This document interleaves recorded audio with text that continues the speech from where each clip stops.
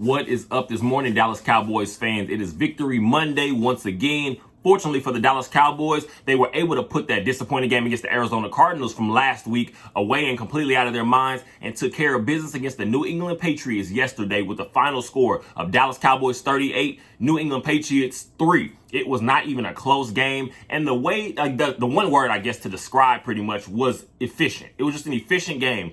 There were some splash plays, more so defensively, things like that. You had a couple nice, again, we talked about some solid drives, a couple solid drives offensively, but the defense, the offense, special teams, everything, and combined, it was an efficient game. The Dallas Cowboys, of course, like I said, obviously were able to take care of business 38-3 against the New England Patriots. Of course, the return of a guy like Ezekiel Elliott, who spent a long time, we're talking about the guy that was a staple and the workhorse of this team for some years, and again, was able to again put his stamp on the franchise in his tenure here. And so, of course, there's going to be some emotions between Dak Prescott, of course, a guy that's his best friend. We're talking about some of these defensive players, like Micah Parsons, these level type players. So it's going to be an emotional game to a certain extent, but the Dallas Cowboys, again, were able to take care of business. So let's get into a few takeaways that I was able to come away with from the game yesterday. The name of the game yesterday, again, I believe it was efficient. That's the word to use. And that did nothing but, I guess pretty much it was a great example of Dak Prescott's play. Of course, throughout this entire season, I'm going to say the entire season, but obviously this first 4 games of the season,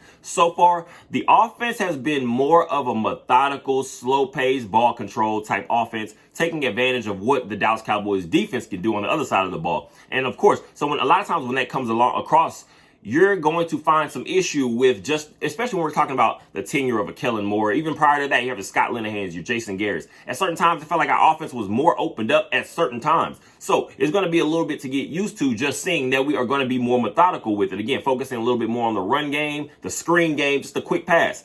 Dak Prescott yesterday was a completion percentage of 82.4, something around there. It was a very efficient game. And again, but what I will say yesterday, it seems the offense at certain points did try to open up things a little bit more. We're talking about the touchdown pass to CeeDee Lamb downfield. It was a little bit more of, I guess, the typical Dak Prescott we have seen over the last few years, where he is able to wing him a little bit more at certain times, of course. Again, that wasn't the full game plan, obviously, you could tell. And we're talking about the biggest issue, again, we talked about is so far in this season is red zone efficiency. We're coming away with lots of field goals, and that is going to be a problem to me in the long run, just because you cannot play the better teams. And especially if your main goal is a Super Bowl championship, you're going to be in the playoffs. You're going to have to finish off good teams a lot of times, and that's going to mean getting 7 when you get down in the red zone. But yesterday, again, one of the biggest throws, I'm going to say, Dak Prescott puts the ball right in a perfect position. Rookie tight end out of Michigan, Luke Schoonmaker, does not come up with the catch. That changes the trajectory a little bit, because again, one thing for sure, if you're one of those guys that is stat sheet watching and you're not actually paying attention to games, you're going to come up with the simple concept. So far in the season, Dak Prescott has a total of 4 touchdown passes, 1 interception. It doesn't look gaudy. And again, we're talking about numbers. The guy that now has the Dallas Cowboys franchise record for passing touchdowns in a season with 37. We're not going to hit anything like that unless we just have some crazy, streak for Dak Prescott to finish up the season, this regular season at least. I'm not seeing anything like that, because again, what we're looking for is just Dak Prescott to be able to hit these guys. But one thing is for sure, we are going to have to get better. Jake Ferguson is starting to come on a little bit more. I'm excited about that, because, again, that's going to open up more opportunities for guys like CeeDee Lamb, Brandon Cooks, Michael Gallup, who we've seen emerge a little bit more over the last couple weeks. Also, Jalen Tolbert was able to have a nice couple grabs yesterday in the game. But we're going to have to shore up that tight end position behind a guy like Jake Ferguson, because Luke Schoonmaker, we're drafting a guy like that in the 2nd round. He is not a guy that we cannot count on in the red zone if we're going to have the successful season we're looking for. Because again, if you're going to play this more methodical type offense, of course, your big plays are going to have to be made in the red zone, because you're not looking for deep shots on everything per se. We're not, especially again, once we're used to the guy like Kellen Moore calling plays, that's a lot of times was our big staple. We're a little bit, I want to say, reliant on, but it was a big part of our offense, the big play. We're going to have to be efficient when it comes to the red zone. But Dak Prescott, to me, so far in the season, has not done anything to disappoint. I'm going to go back to last week against the Arizona Cardinals. I didn't put a lot of that game on Dak Prescott, because there were lots of bad penalties, a lot of drive-killing penalties. But Dak Prescott yesterday showed that he can be a guy that's going to lead this team efficiently. Now, what you think Dak Prescott's I guess his highest ceiling is, that's a whole nother conversation, because to me, that doesn't really matter. I'm not going to be looking for a guy to be putting up gaudy. We're talking like your Justin Herbert, your Pat Mahomes type numbers of guys that you're looking for now. But I'm looking for Dak Prescott to just continue to be efficient. One thing I'm going to say for sure, Dak Prescott, if he's going to be I guess I'm going to say the leader of a deep playoff run level type team, a contending team is what this team is hoping for. You're going to have to be able to rely on some of these other guys. What I want to see still, I've said more times than not again, Brandon Cooks.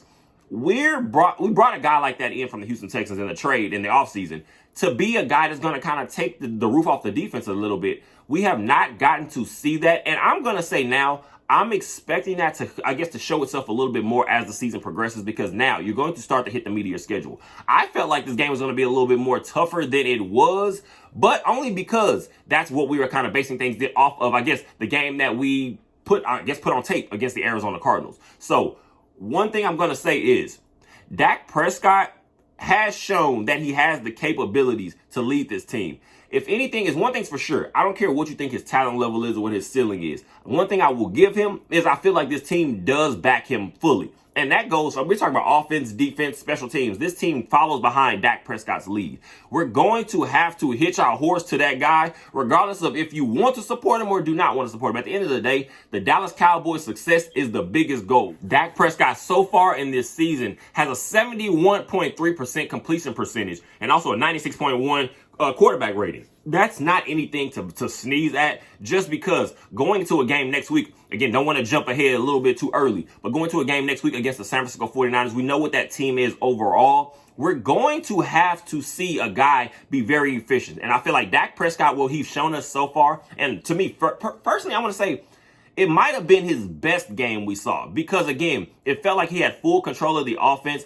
And if we're going to pick our spots a little bit more, there are going to be a couple guys that I'm going to speak about in a little bit. I do want to see get a little bit more run, and I feel like it's going to help Dak Prescott take his game to even another level. But going to a game against the San Francisco 49ers, you're going to have to be efficient. You're going to have to stay on schedule, because you cannot get behind the gun of a team like that, because they're very disciplined.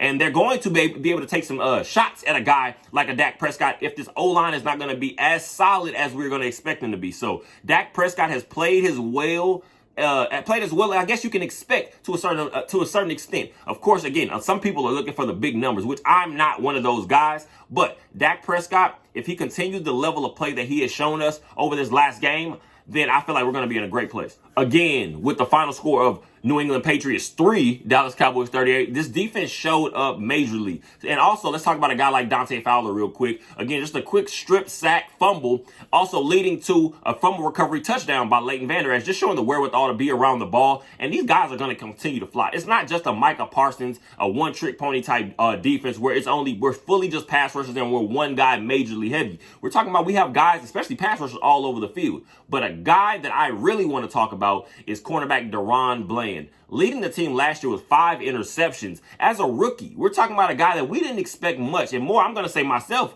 more importantly, just in this situation, I didn't know what exactly Deron Bland was last year, so it showed a lot that he was able to kind of just find himself a nice solid role in that nickel corner, slot corner type role, because, of course, we already know what Trayvon Diggs, and unfortunately, losing him, like the incident in practice a couple weeks ago, and not having him for the season, now we're looking around who exactly is going to be the one to step up. In the Arizona Cardinals game, I don't know if it was just Deron Bland. More importantly, we're talking about the defense as a whole. Some of these guys felt like they could not put the emotional aspect behind themselves of losing a guy like that, because you lose a playmaker. We're not talking about just one of those random guys that's just out there. We're talking about an all-pro, a Pro Bowl level type cornerback, Trayvon Diggs, playmaker. We know the interception machine he is, the ball hawk he is.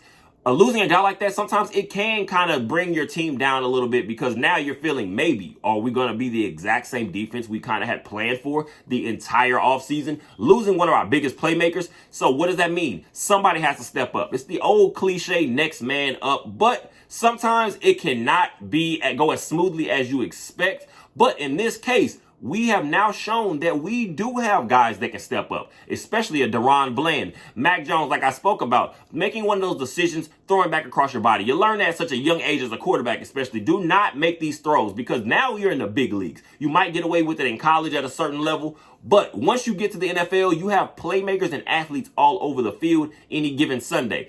Mac Jones throws back across his body. DaRon Bland with ease, I'm going to say, takes the ball back to the end zone, pick six, and it showed. One thing I'm going to say, you talk about our defense. Trayvon Diggs has probably the best hands. We're talking about a former wide receiver.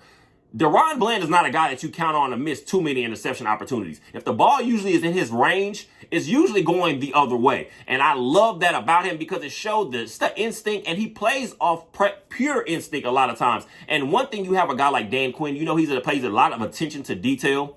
That is going to be able to step up majorly. And also, DaRon Bland ends up taking another interception from Mac Jones. Mac Jones had a game yesterday. I think in the first half alone, I saw maybe 3 opportunities for there to be interceptions for a guy like that. So DaRon Bland just showing that he can step up and be that guy we can honestly, I guess I want to say, hitch our horse to fully, because again, you are going to have to do it consistently throughout the entire year and then into the future. But DaRon Bland has shown he's a guy where, honestly, we're talking about Stephon Gilmore is not the young Stephon Gilmore anymore. So we're not sure how much this could be a 1 year, 2 year, maybe, I guess, experiment with a guy like Stephon Gilmore at most. So now, are you kind of looking at yourself? You may not, again, I'm not going to go too crazy right now, but you may not have to look too far to find that guy that could possibly be the opposite of a guy like Trayvon Diggs returning.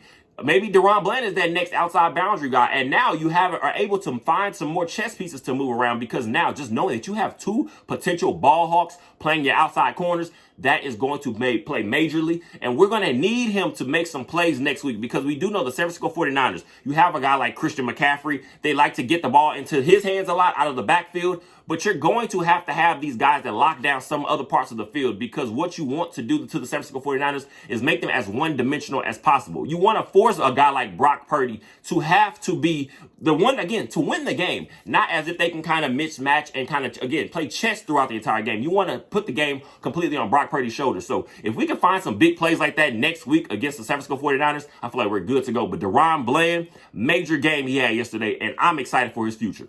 Takeaway number 3 for me in this game against the New England Patriots. Again, you don't want to beat a dead horse at this point, because we are starting to turn that into, but it's going to play itself out as the season progresses, especially the regular season as we're talking about right now.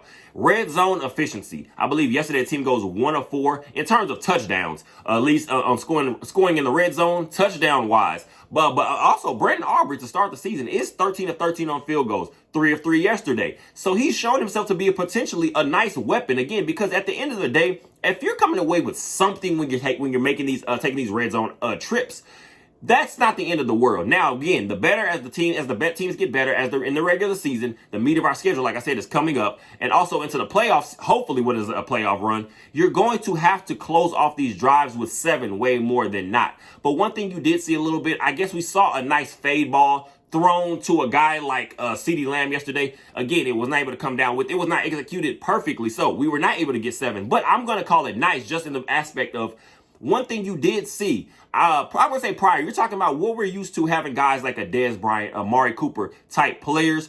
One thing was for sure, we're not having red zone issues more times than not.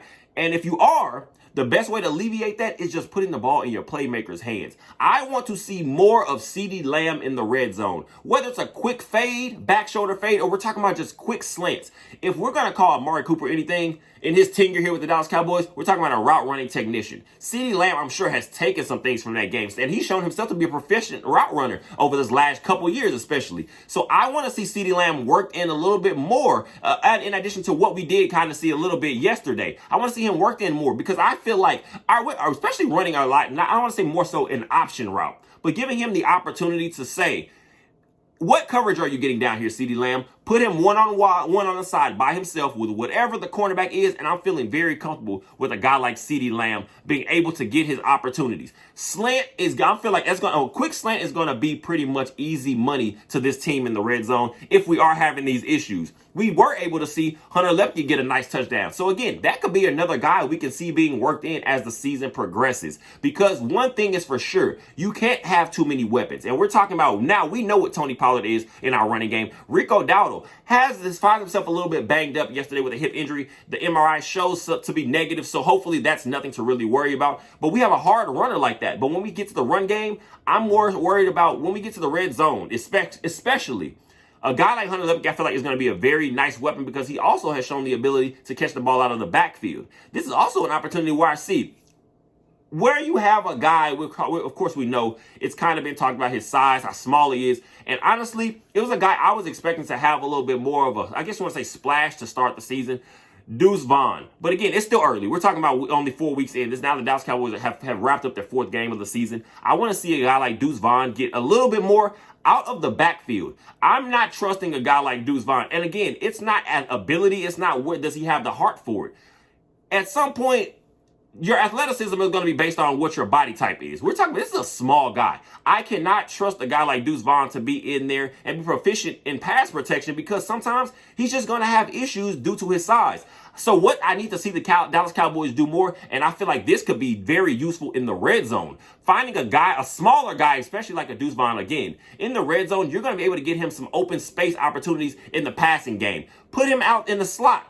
Deuce Vaughn, I feel like, is going to be useful in certain points, but this team has going to have to figure it out. But one thing I'm going to say again, when the red zone woes start to happen, one thing I want to see is get our playmakers the ball. Do not overthink, and I feel like that's what we've kind of done a little bit to start the season. Again, it's the work in progress. It's the development. As Mike McCarthy has said all offseason especially, he wants to have the best team in December, January, February. You're not trying to have the best team to start the season in October and September. So hopefully that stands true and we are able to work some things in. And now, because now you have I don't want to say a quarter of the season, but you have a little bit of the season in your bag. So now you can go watch film, find exactly what are our strong parts, what are our weakest parts. And I feel like as long as we start to work in some of these playmakers in the red zone, the Dallas Cowboys are going to be all right. Because again, one thing you're going to have to do, you're going to have to compete with teams like the Philadelphia Eagles. You're going to have to compete with teams like the San Francisco 49ers in the long run, where we're talking about playoff seeding. So as much as we can get efficient, and to me, again, that starts with just getting your playmakers more involved.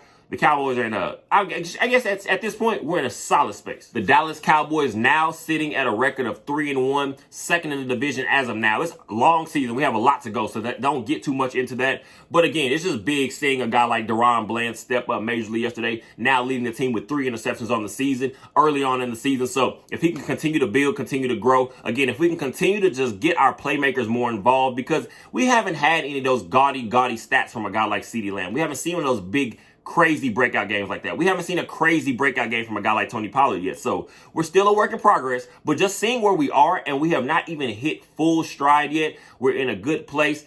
Let's not get too crazy on expectations because, again, it's a long season. We have got to take it 1 week at a time, and that goes throughout the entire league. Everybody can get a little high right now, too. You don't want to get too low as well because, again, a long way to go. It's a marathon, not a sprint. We're in a good place. Let's just keep focusing. And again, get ready for this next game against the San Francisco 49ers because all the talking doesn't matter. One thing I don't want to see is anybody pretty much starting to beat their chest at a certain record because, again, now we're playing our better teams on the schedule, and a team like the San Francisco 49ers next Sunday night on Sunday Night Football. We know that's going to be lots of eyes will be on that game. Obviously, ratings high. That's pretty much ratings galore for the Dallas Cowboys, San Francisco 49ers due to the history in the last couple years in the playoffs. But as long as we stay focused, as long as we handle our business and have a nice week of game planning. One thing I want to see is everybody get out of this week injury-free because we did see a guy like Michael Parsons get a little banged up yesterday. He's not a guy that you're going to be able to call out of the game unless a leg is falling off. He's that kind of player. When we talk about, again, cliche and I just love football, he's one of those guys. So as long as we can get through healthy, get through this week, get to next Sunday night against San Francisco 49ers, we're going to be in a great place to show if this Dallas Cowboys team is actually for real. Because, again, efficiency is going to be the name of the game. Don't look for any of these gaudy numbers. We're going to have lots of just overall team wins this season I'm going to be calling for. So as long as we handle our business, stay focused, the Dallas Cowboys will be right in the mix, I feel, at the end of this regular season. So I appreciate you guys majorly. Go ahead and hit that like button, that subscribe button. Go ahead and comment down below. I appreciate all you guys' thoughts. I want to see them way more. Please, I appreciate them. And also go ahead and hit the notification bell so you get every update when a new video is dropped. I appreciate you guys for all the support. And as always, go Cowboys.